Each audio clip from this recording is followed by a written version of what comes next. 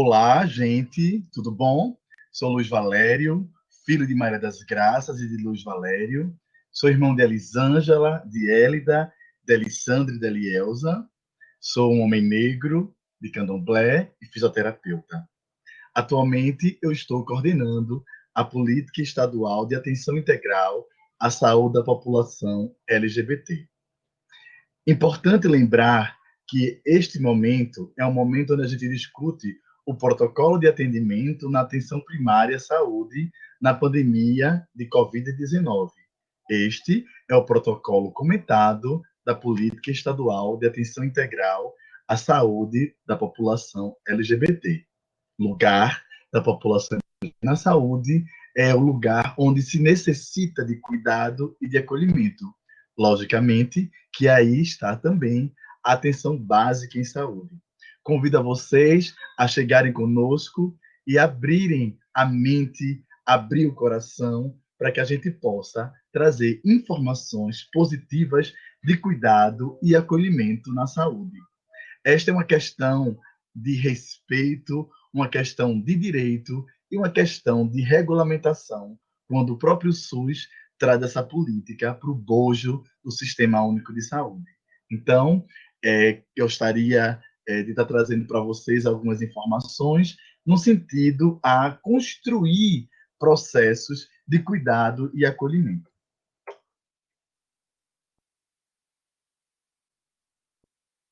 Quando vamos discutir saúde LGBT, nós precisamos nos aproximar de alguns conceitos importantes dentro da saúde pública. Um conceito muito importante hoje para os profissionais de saúde é o conceito da vulnerabilidade. Essa vulnerabilidade, ela é marcada por três grandes condicionantes, e aí a gente chama de condicionantes de adoecimento. A gente vai tratar aqui de três deles. O condicionante social, o condicionante biológico e o condicionante individual. Esses condicionantes, a somatória desses condicionantes, ele vai gerar para populações mais ou menos adoecimento.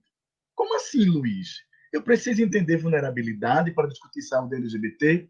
Sim, precisamos, porque é a partir dessa ideia de vulnerabilidade e a partir dessa questão dos condicionantes de adoecimento que a gente tem colocado populações em lugares de mais possibilidade de acesso à saúde e outras populações no lugar de um distanciamento de saúde. Voltemos então para o nosso slide. Condição de adoecimento social. É aquele condicionante que está lá relacionado às questões que envolvem a sociedade. Por exemplo, quando a gente vai discutir aquela piada de muito mau gosto, que inclusive me afeta, que diz assim: preto correndo, branco correndo na praia, provavelmente alguém responderá que ele estará fazendo Cooper. Preto correndo, a piada responde o seguinte: pega ladrão. A gente condiciona, inclusive, num dito popular, o que é positivo de uma população branca e o que é negativo para uma população negra. A gente vai colocar, então, nesse sentido, as questões sociais, a população branca como população positiva, uma população que não demonstra risco para a sociedade, uma população onde a gente vai ter todo o direito garantido, né, bem aspiado, e a população preta nesse lugar de sujo, no lugar de um inseguro, no lugar de violento. Este condicionante ele vai ser um demarcador para um avanço ou para um retrocesso de algumas populações. Um outro condicionante social que a gente poderia estar falando seria as questões mesmo de saneamento básico, de renda, de emprego, não é? Por que para uma comunidade a iluminação é de LED, enquanto que para outras comunidades a luz da iluminação pública é uma luz amarelada, né? Que vai deixar o espaço mais escuro, mais vulnerável. Então, são esses condicionantes que vão determinando o lugar de adoecimento, mais ou menos para algumas populações. Outro condicionante é o condicionante biológico, né? E eu gosto muito de falar desse condicionante, porque é um condicionante que ele traz a ideia da homeostase. O que é essa homeostase? É a ideia do equilíbrio, o equilíbrio das células, dos órgãos, o bom funcionamento, né, biológico desse corpo. Mas esse condicionante biológico ele pode sofrer alterações a qualquer momento. Por exemplo, hoje, quando a gente está aqui nessa aula discutindo um protocolo para o cuidado na atenção básica do Covid-19, a gente tem que estudar o condicionante de adoecimento, né, biológico, porque um vírus tem desorganizado uma estrutura corpórea como essa. Então, esse condicionante biológico é importante, porque a gente vai estar falando das questões dos vírus, das bactérias, né? De todos os condicionantes biológicos que levam pessoas a adoecer mais ou menos. O outro condicionante é o condicionante individual, e ele vai estar relacionado com como a gente dormiu, como é que a gente acordou, como é que está a nossa condição financeira, econômica, empregabilidade, como é que nós estamos individualmente. Mas por que a gente precisa discutir os condicionantes de vulnerabilidade, os condicionantes de adoecimento? Porque é necessário, porque o somatório desses condicionantes, eles levam pessoas a adoecerem, né? Então, existe a necessidade de nós termos um olhar mais aprofundado e ciente dessa complexidade. E aí a gente pergunta quais são aquelas populações que são mais vulneráveis. E a gente provavelmente vai responder: mulher, população negra, pessoa com deficiência, população LGBT, indígena e idosa. Mas a gente poderia citar aqui outras inúmeras populações. População ribeirinha, usuário de álcool e outras drogas, né? Pessoa vivendo com HIV/AIDS. E aí o que eu queria trazer para vocês é um outro entendimento sobre essa questão, porque durante muito tempo nós colocamos as populações negra, mulher, pessoa com deficiência, no lugar de população vulnerável. E a gente cristalizou esse lugar para essas pessoas e deixou aquelas pessoas naquela prateleira. Ou seja, lá no finalzinho da prateleira, bem escondida, são populações vulneráveis. E a gente, na saúde pública, tem discutido uma outra questão. Por que a gente não pode pensar, então, populações em situação de vulnerabilidades? Populações em estado de vulnerabilidade. Porque se eu mudo esse conceito, essa ideia, eu vou conseguir elaborar projetos, leis, ações, diálogos que aproximem a mudança efetiva de um cuidado mais equânime. Então, eu acho que a grande sacada da gente estar discutindo hoje, nesse protocolo de Covid, a ideia de vulnerabilidade, é entender que as populações elas não são vulneráveis, elas estão em estado de vulnerabilidade, né? Elas estão colocadas em situações de vulnerabilidade, e para isso, por exemplo, estamos hoje aqui discutindo saúde LGBT para atenção primária, pensando numa qualidade de atendimento, pensando num acolhimento mais próximo, que respeita essa singularidade, essa subjetividade. Carla Cotirene ela traz para a gente uma terminologia chamada intersecção. Essa intersecção seria a junção de mais de uma vulnerabilidade, mas ela também traz para a gente a ideia de que essas intersecções elas precisam levar como base a ideia de raça, a ideia de gênero e a ideia de classe. É a intersecção entre raça, gênero e classe que leva indivíduos a estarem em situações de maior vulnerabilidade, né? Ela traz mais ainda, ela diz que não há como a gente discutir, desassociar, né, o racismo das diversas outras vulnerabilidades. Então, isso é uma dica muito importante quando a gente vai discutir saúde para as populações, saúde para as populações, é entender que existem conceitos que já trazem a ideia do racismo e da LGBTfobia como determinantes de adoecimento, tá? Mas para ser prático, entender o que é essa intersecção. Essa intersecção ela se dá quando a gente pensa uma mulher que ela seja negra, que ela tenha deficiência, que ela seja lésbica e que ela seja idosa. Essa mulher ela está na ponta da problemática das diversas vulnerabilidades, porque aí ela vai sofrer todas as questões que acompanham as violências e as vulnerabilidades por ser mulher nesse país.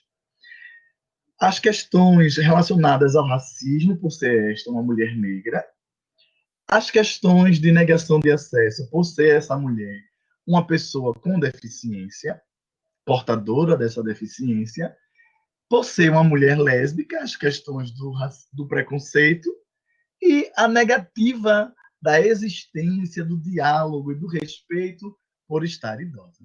Então, quando a gente discute essa questão da vulnerabilidade, é importante que o profissional que esteja na atenção básica em saúde pensar que essa vulnerabilidade ela é importante para a decisão de cuidado, né? Para a tomada de decisão, para esse protocolo individual, esse protocolo singular, né? Para essa pessoa ser tratada com singularidade, né? Eu não vou dar o mesmo remédio para todas as pessoas, né?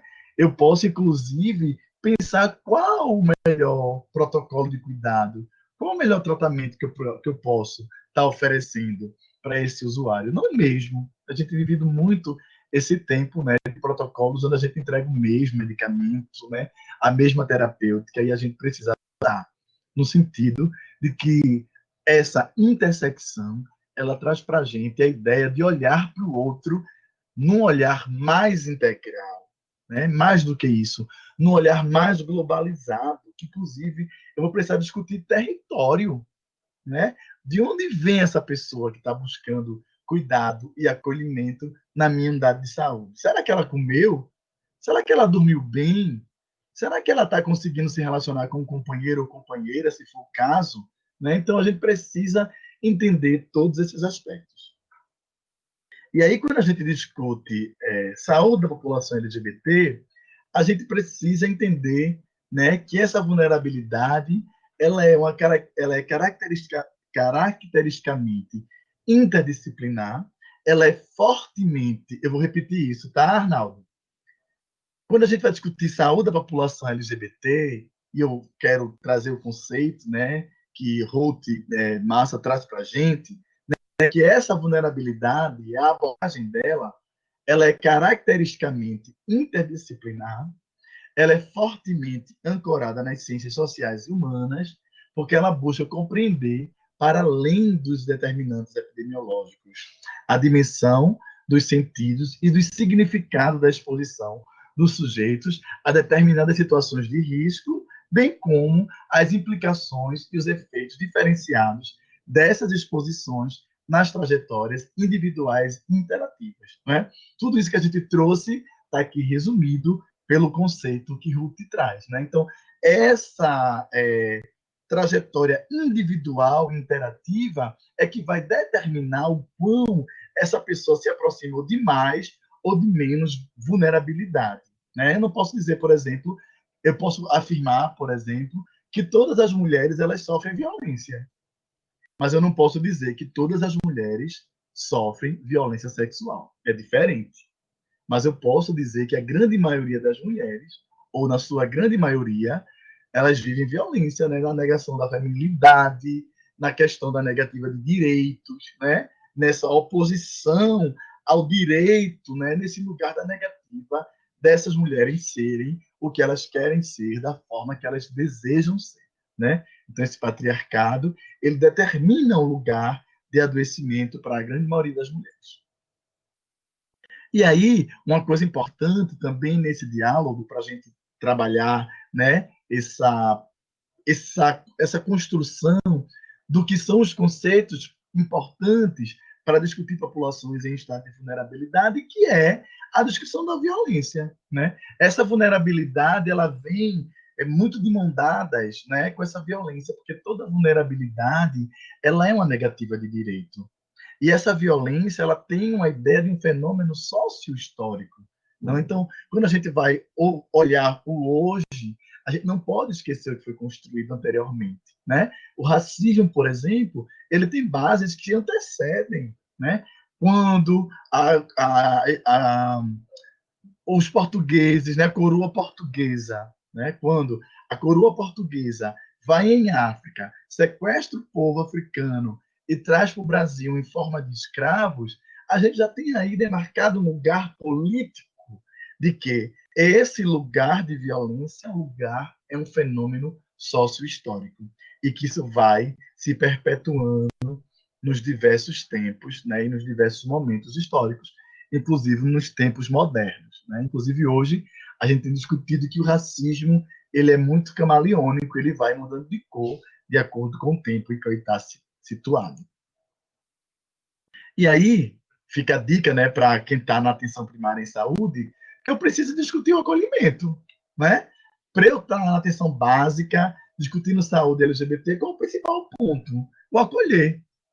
O acolher, em seus vários sentidos, ele expressa dar acolhida, admitir, aceitar, dar ouvidos, dar crédito a, agasalhar, receber, atender e admitir. Quem trouxe isso para a gente foi Ferreira, em 1975. Olha, quando Ferreira traz aqui dar crédito a, ele não está falando de Fininvest, de financiamento bancário ou de outras empresas.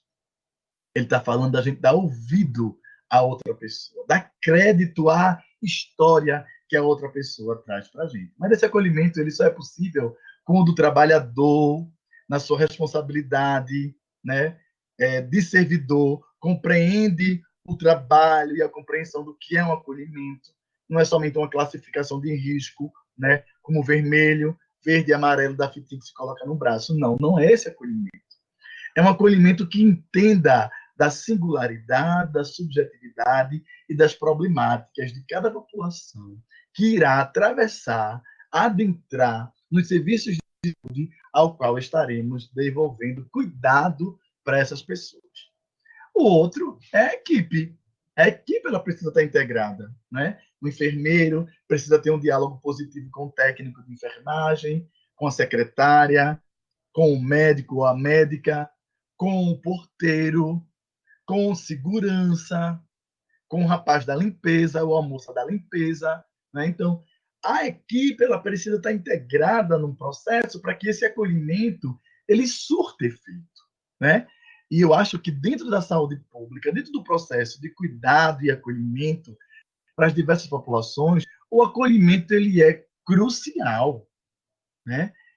E a gestão? Se essa gestão ela não for participativa, se essa gestão não respeitar a ideia de democracia, a gente não vai conseguir avançar num processo de cuidado e acolhimento. Olha, essa questão é uma questão muito importante quando a gente dialoga sobre formação e sobre alinhamento de devolutiva de cuidado para as diversas populações, e aí no foco a população LGBT.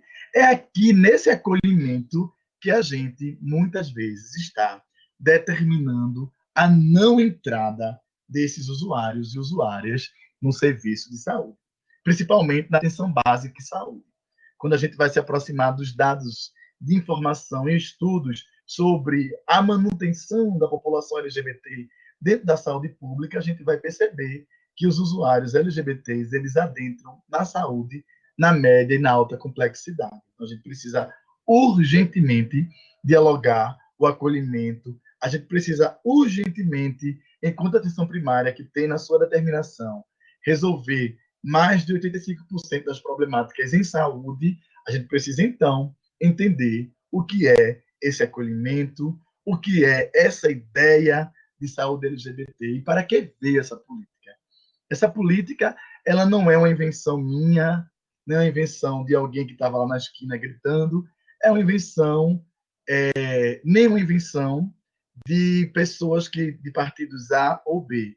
É simplesmente o direito constitucional de devolver às diversas populações a saúde a qual ela necessita. Então, a gente tem uma população que necessita de um cuidado específico e para isso que a gente está aqui hoje dialogando, construindo esse acolhimento. Eu espero que vocês estejam com os ouvidos, com os olhos, com a mente e com o coração aberto para entender esse trabalho, para entender essa informação. E aí, quando eu vou discutir esse acolhimento da população LGBT, o que é que eu preciso minimamente saber, Luiz? Eu preciso saber o que é gênero. Durante muito tempo, a gente ficou normatizando que gênero era mulher e homem. E a gente ficou durante muito tempo discutindo esse lugar do binarismo. Isso é uma coisa, isso é outra coisa. E a gente distanciava isso da integralidade dos seres humanos. Porque a gente começou a dialogar sobre isso com um olhar cis, heteronormativo. Né? E a gente foi colocando isso no lugar, de uma caixa, onde somente um único grupo poderia estar dialogando sobre gênero. Né? Alguém pode ter olhado aqui esse azulzinho e ter lido homem, e alguém pode ter olhado aqui esse cor-de-rosa e ter lido mulher. Eu já começo dizendo que cor não tem gênero. As cores, elas estão para todas as pessoas. Inclusive, é muito bom quando a gente mistura as cores, né? Esse misturar das cores permite que a gente colora, né? Deixe esse lugar mais colorido, né? Esse lugar mais belo. Então, é essa a ideia. Gênero, ela está relacionada às categorias que elas são historicamente, socialmente e culturalmente construídas e são assumidas individualmente através de papéis, de gosto, de costumes, de comportamentos e de representações. Eu posso dar um exemplo bem simples. Durante muito tempo, usar calça jeans era coisa de homem. Hoje a gente consegue ver muitas mulheres usando calça jeans. E a gente já tirou o gênero dessa roupa. Durante muito tempo, usar brinco na orelha, eu não uso, era coisa de mulher. Hoje a gente tem todo mundo usando brinco. Né? Cruzar as pernas, não é coisa de homem. Profissão, né? Durante muito tempo a gente foi condicionando profissões de homem, profissões de mulher, né? Coisas de homem, coisas de mulher. E a gente foi avançando, porque gênero, minha gente, é uma autopercepção e uma forma de se expressar na sociedade. É como o meu corpo, o meu sentimento, a minha mente diz do que eu sou. É como eu me expresso na minha feminilidade ou como eu me expresso na minha masculinidade. É como eu me construo nesse lugar de ser homem ou como eu me construo nesse lugar de ser mulher, independente do meu sexo biológico. Chegou para todo mundo? Eu espero que tenha chegado. Para ficar mais enegrecida essa informação, entendam que gênero é uma ideia, está na minha cabeça. É como eu me percebo, é como o meu corpo direciona o meu lugar de existência nessa ideia de feminilidade ou de masculinidade. Uma outra coisa importante para a gente avançar é a ideia desses dois termos, cisgênero e transgênero. É muito importante a gente discutir isso na atenção primária em saúde, porque o próprio SUS, né, traz esses quesitos dentro do seu protocolo de questionamento.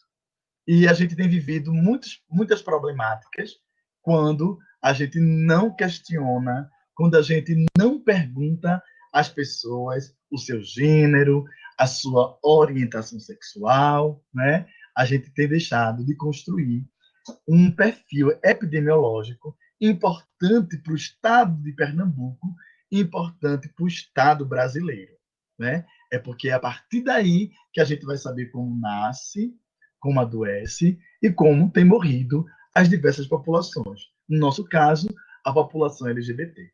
E aí, dois grandes conceitos importantes para que a gente abra nossa mente e aprenda o que é uma pessoa cisgênera. São aquelas pessoas que se identificam com o sexo que lhe foi atribuído na ocasião do seu nascimento. É quando a minha mente dialoga com o meu sexo biológico, dado ao meu nascimento, e é essa ideia que também foi construída socialmente do que é um sexo de homem e o que é um sexo de mulher. Por exemplo, eu sou um homem cisgênero, porque eu compreendo a minha masculinidade a partir do sexo biológico, pênis, que me foi dado na ocasião do meu nascimento. A gente poderia estar falando com algumas mulheres que têm vagina e que se constituíram femininas, que se constituíram nessa ideia de mulher a partir do sexo biológico, vagina, que lhe foi dado na ocasião do seu nascimento. A outra informação é a informação sobre a pessoa transgênera. Essa pessoa transgênera é aquela pessoa que não se identifica com o sexo biológico que lhe foi dado na ocasião do seu nascimento. Tá? Então, essa pessoa ela vai desassociar esse lugar do sexo com o gênero. Luiz, toda pessoa transgênero, ela tem raiva do sexo biológico que nasceu? Não, não posso dizer isso. Existem muitas pessoas que são transgêneras que conseguem dialogar tranquilamente com o seu sexo biológico. A grande maioria delas questionam e solicitam e tem esse diálogo de não positivar o sexo que lhe foi atribuído na ocasião do seu nascimento. Mas é um equívoco a gente aqui dizer que todas as pessoas transgêneras elas têm questões de problema com o sexo biológico que lhe foi dado. Tá? Mas a gente tem discutido muito sobre isso, avançado muito na saúde sobre essas questões, né? O estado de Pernambuco é, no Brasil ainda, um dos poucos estados que tem uma organização de cuidado para a sua população e a gente precisa avançar cada vez mais. A gente precisa que a atenção primária em saúde tenha esse entendimento, dialogue no seu território o cuidado com essas populações, tá? Mas vamos avançar um pouco, o assunto é extenso e a gente precisa, né, entender um pouco mais. E a orientação sexual, Luiz, o que é? Ela está relacionada ao desejo, ao prazer, né? Por quem a gente direciona o nosso querer, o nosso afeto, o nosso tesão, né? Esse lugar do prazer sexual. Né? E ele é dividido em algumas categorias. Eu vou me prender aqui a três categorias, né? Que é a heterossexual, a homossexual e a bissexual.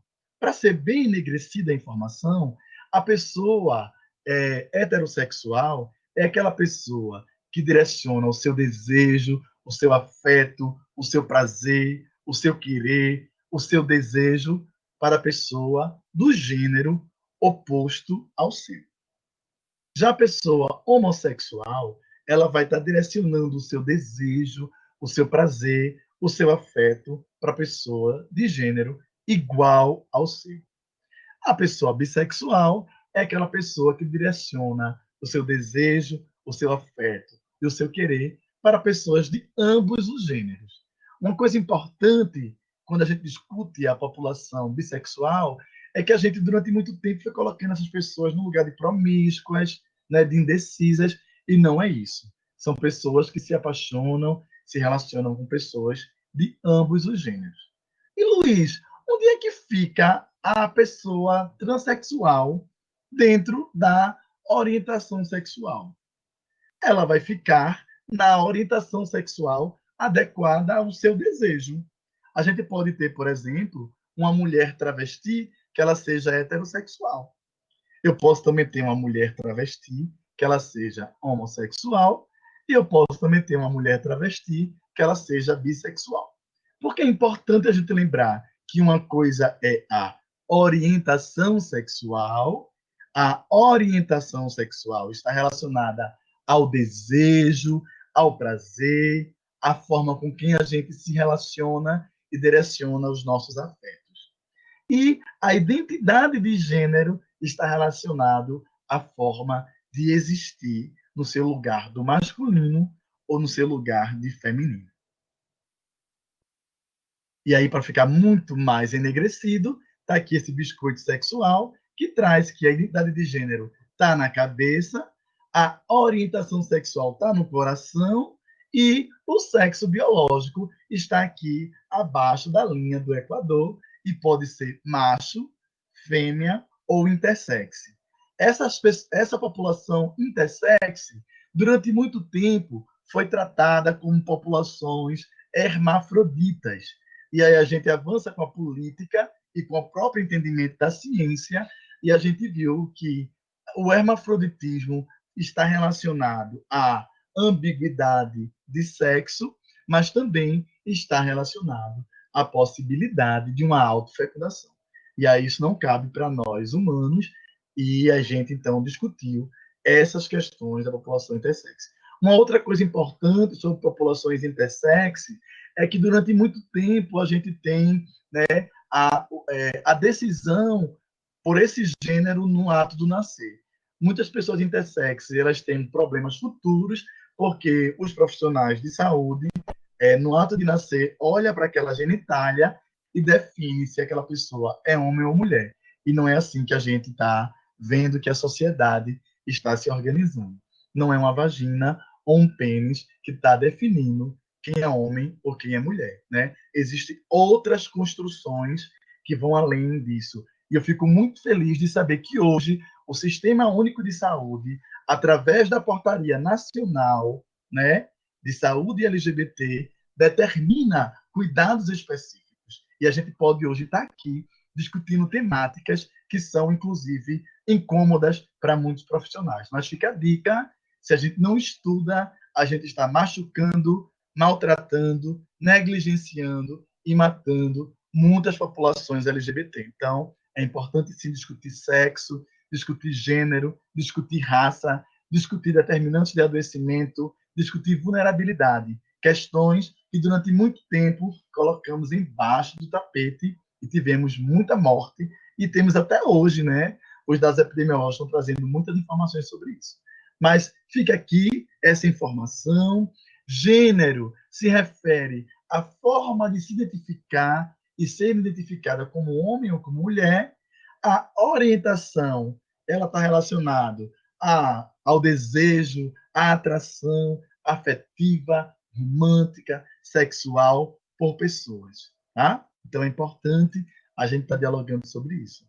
E esse acolhimento da população LGBT na atenção primária em saúde, né? Esse estudo, não vou me prender muito a ele, e fica disponível para vocês essa apresentação, foi um dossiê que foi feito, né, na saúde da mulher lésbica, né?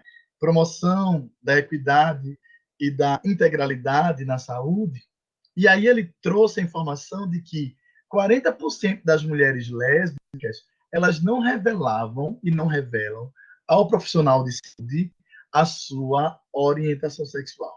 Só informando que esse questionário ele se deu sobre o exame de prevenção, né, o preventivo, né, o Papa Nicolau, essa questão, né, desse exame na atenção básica. E aí a gente vê por que é que essas mulheres elas não revelam. As que revelavam, elas diziam que 17% dos profissionais de saúde deixavam de solicitar exames que elas achavam necessários.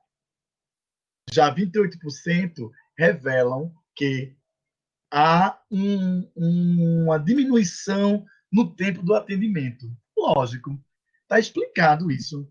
Quando os profissionais de saúde eles vão estudar, né, esse lugar da ginecologia, a gente já entende que essa vagina, né, esse órgão, ele é um órgão que foi biologicamente preparado para receber no seu introito o pênis, né? Então a gente fica nesse lugar dessa ideia cis heteronormativa de que o que está condicionado, o que é certo, é que essas mulheres se relacionem com homens e com homens que têm pênis. Não é uma verdade. E a gente vê muitos processos de adoecimento, né, dessas mulheres, relatos muito graves sobre pessoas que foram para a atenção básica e saúde, muitas vezes, fazer esse Papa Nicolau e não são respeitadas na sua integralidade. Por exemplo, a gente sabe que no Papa Nicolau a gente tem 3 números de espéculos, né? O P, o M e o G, e logicamente que para isso tem um estudo da ideia do tamanho desse colo do útero, mas a gente muitas vezes o profissional já coloca aquela mulher naquela posição muito, né, desconfortável. A grande maioria das mulheres falam sobre isso. Não é o meu lugar de fala, mas é o meu lugar de escuta, né? E aí, muitas vezes essas mulheres lésbicas nunca tiveram os seus órgãos sexuais invadidos. E aí esse profissional vem com o espéculo G e já introduz nesse órgão. Então é importante a gente estar dialogando, falar para a pessoa, olha, nesse momento eu estou preparando a lâmina, olha, eu vou introduzir esse contonete para poder buscar nessa estrutura informações que possam produzir esse exame. Para eu olhar isso, eu preciso colocar esse aparelho que vai afastar para eu ter acesso à imagem do seu útero, então é importante, do seu colo do útero. É importante que a gente vá dialogando, trazendo para as pessoas, porque senão a gente afasta. E é importante que a unidade básica de saúde entenda que a mulher lésbica ela também precisa ser atendida, assim como também os homens trans, que são homens, mas que têm ainda estruturas femininas, como vagina, útero, trompas, e precisam também acessar esse cuidado. A informação sobre as pessoas travestis e transexuais é que a gente tem uma grande problemática de consumo de álcool e outras drogas, né, uso indiscriminado de hormônio, uma ideia, né, de uso de silicone industrial, processos de depressão, de crise de ansiedade, de pânico e uma tendência a uma automutilação e ao suicídio. Isso não está diretamente ligado ao ser LGBT ou a pessoa travesti e transexual. Está relacionado às problemáticas que essa sociedade constrói contra essas populações. E aí, o acesso negado à saúde é um grande problema. Aqui, a gente tem uma grande missão na saúde pública e na atenção básica em saúde, é conseguir trazer a população LGBT para dentro dos postos de saúde, né? Da unidade de saúde da família, né? Porque essa unidade de saúde da família, o próprio desenho coloca lá uma mulher, um homem, uma criancinha, mas a gente precisa desorganizar essa ideia de que a unidade de saúde da família é somente dos casais heterossexuais. Não. A unidade de saúde da família é para todas as populações daquele território descrito, seja ela negra, branca, com deficiência ou sem deficiência, LGBT ou não LGBT, magra, gorda, todas as pessoas precisam, todas as pessoas daquele território precisam ser atendidas na unidade de saúde. Fica aqui a dica, né, que a gente tem dialogado com muitas secretarias municipais de saúde, nós temos conseguido avançar em muitas unidades de saúde o processo de hormonização para a população de travestis e transexuais, né, e é importante que a gente dialogue esse cuidado com a população transgênera que vive no estado de Pernambuco.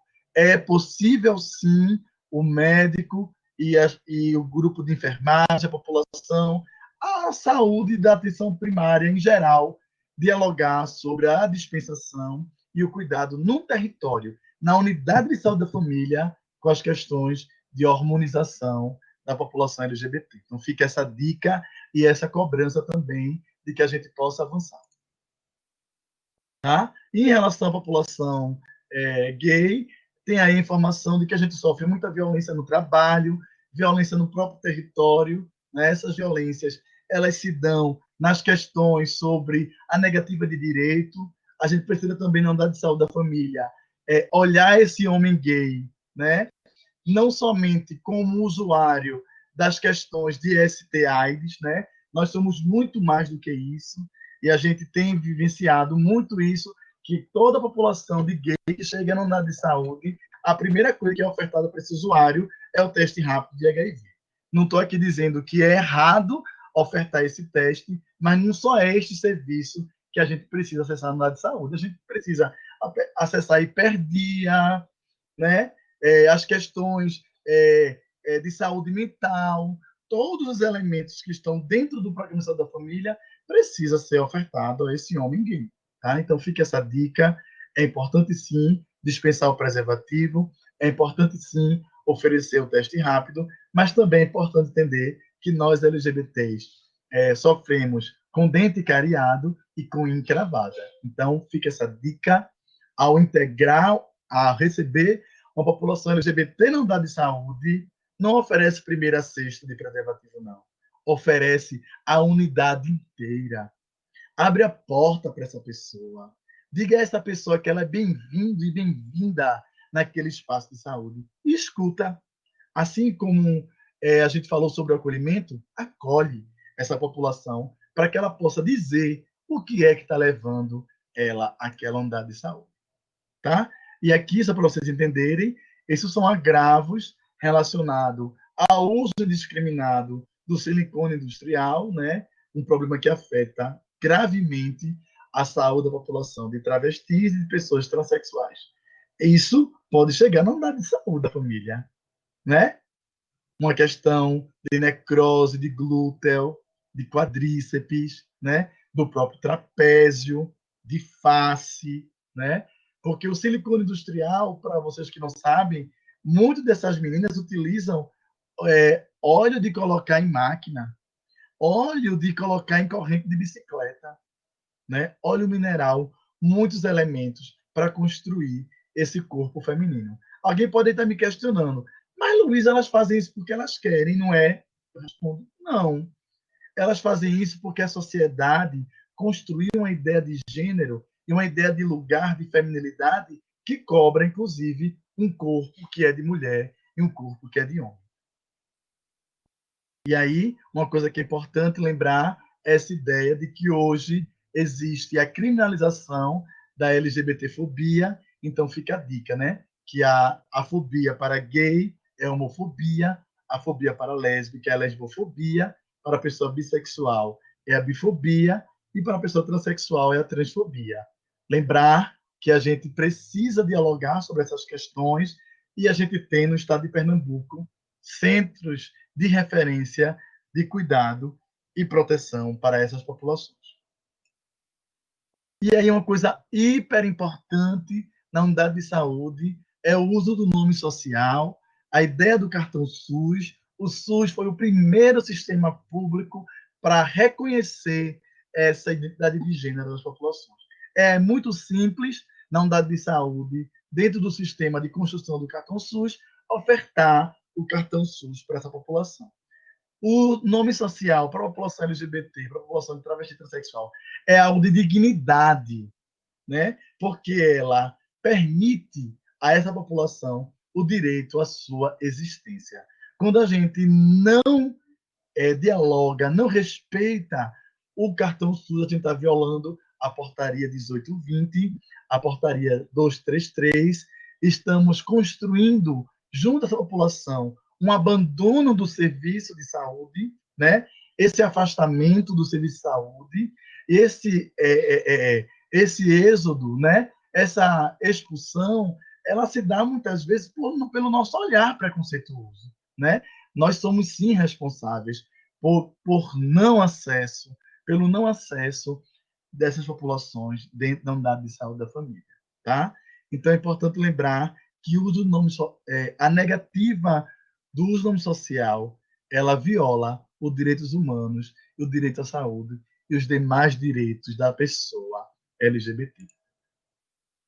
E aqui está uma linha do tempo de como é que se deu essa política no Estado. Nós começamos a discutir isso desde 2008, né? Mas somente em 2011 é que o governo nacional constrói uma política pública, né? Que foi essa que eu apresentei aqui a vocês. E aí, de 2011 para 2012, o nosso Conselho Estadual de Saúde questiona da Secretaria de Saúde a implementação dessa política, e aí a gente constitui grupos de trabalho que viajaram esse estado inteiro, ouvindo da população o que era necessário uma política de saúde.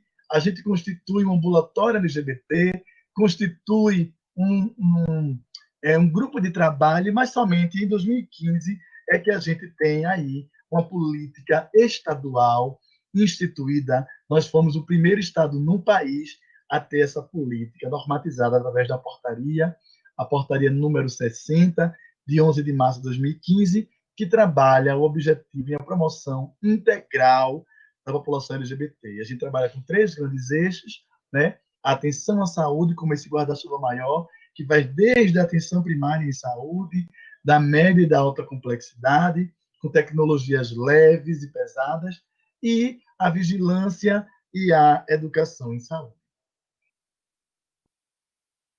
E aí é importante lembrar, né, que essa violência ela é uma construção social, né, esses demarcadores de adoecimento. Essa violência ela se pauta hoje em retrocessos políticos, em processos fundamentalistas religiosos, em discurso de ódio, né? A população LGBT ela é afetada por todos os três níveis de violência, né? A auto-infligida, a interpessoal e a coletiva, e a gente precisa inclusive abrir o olho e a mente para essa discussão, porque a violência ela é hoje, pela Organização Mundial de Saúde, um, um processo de determinação de adoecimento. A violência hoje é um grave problema de saúde pública em todo o mundo, seja com atos interpessoais ou coletivos, e tem efeitos imediatos na saúde, como lesões e morte por agressão física e sexual e por transtornos mentais. E a gente sabe que a violência, ela não só é aquela que arranca o sangue da pele, mas é toda aquela que nega a existência humana, né? Quando a gente nega o acesso, por exemplo, de alguém na unidade básica de saúde, a gente está violando um direito. A gente está fazendo essa pessoa sangrar por dentro, né? A gente está negando essa pessoa de cuidar, de buscar cuidar, né? Então a gente precisa dialogar sobre isso, para que esse mapa que traz a quantidade de morte de população de travestis e transexuais no mundo durante 10 anos, né? Tá aqui o mapa, né, Mundi, e aí vou focar somente aqui, né, na América do Sul, é onde o Brasil está, enquanto em outros, né, continentes do mundo, a gente vai ver 219 mortes, 139, a gente tem aqui na América do Sul, 2.350 mortes. Só do Brasil, mais de 1.800 mortes. É importante lembrar que o Brasil é o país que mais consome sexo pornô trans, mas também é um país que mais mata mulheres trans. É importante a gente entender por que é que isso acontece.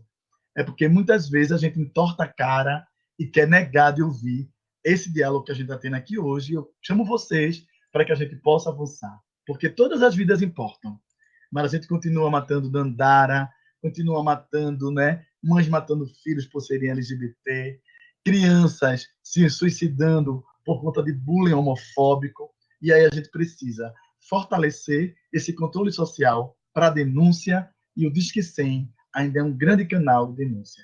Uma coisa importante de lembrarmos é que essa política se dá através das discussões de força e luta do controle social que está em nosso estado, né? Então, eu queria aqui agradecer esses movimentos que lutam e que fizeram com que a Secretaria Estadual de Saúde incorporasse no seu bojo um cuidado integral à saúde da população LGBT.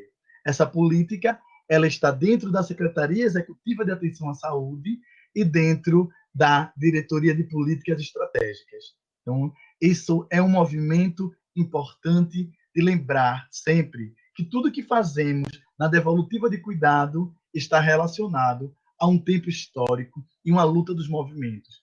Então, essa política ela só é possível, ela só está acontecendo porque a população LGBT organizada e as não organizadas também construíram esse processo. E aí eu queria terminar trazendo para vocês esses manuais informativos, porque a gente hoje tem dialogado que só não cuida da população LGBT aquelas pessoas que não querem, porque nós temos muitos periódicos, muitos artigos publicados, livros, cartilhas, e aqui eu deixo somente para vocês três. Eu queria também que vocês aproximassem um pouco dessa, né? Essa é a Política Nacional de Saúde Integral de Lésbicas, Gays, Bissexuais, Travestis e Transsexuais. Um abraço e gratidão.